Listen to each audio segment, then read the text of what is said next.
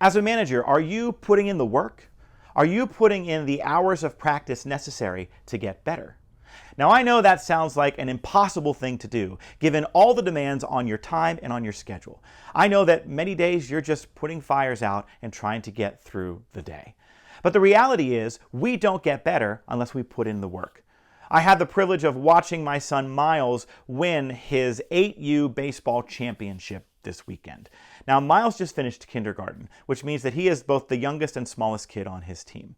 He's on a team with other first and second graders, some of who, boy, can play and can throw. And so the younger kids on the team, they're still just putting it all together. But when you watch them work over the course of a season, an interesting thing happened. They got better. They kept showing up and they kept putting in practice.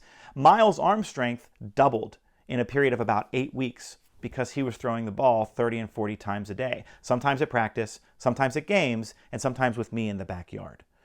And we saw a really cool thing happen for many of these kids by the end of the season. They all got better. Why? Because they put in the work.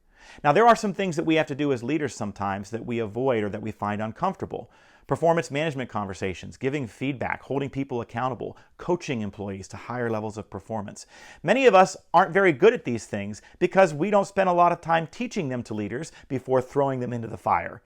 But the reality is, if you make it a point to step into those conversations as often as possible, your arm strength will double and you will get better. Are you putting in the work? Are you intentionally practicing with the intention of getting better? If you want to be an effective leader and you want to reduce the number of team, culture, and service issues that you have where you work, it's a necessary step. So put in the work, put in the time, and watch yourself get better. Thanks for watching.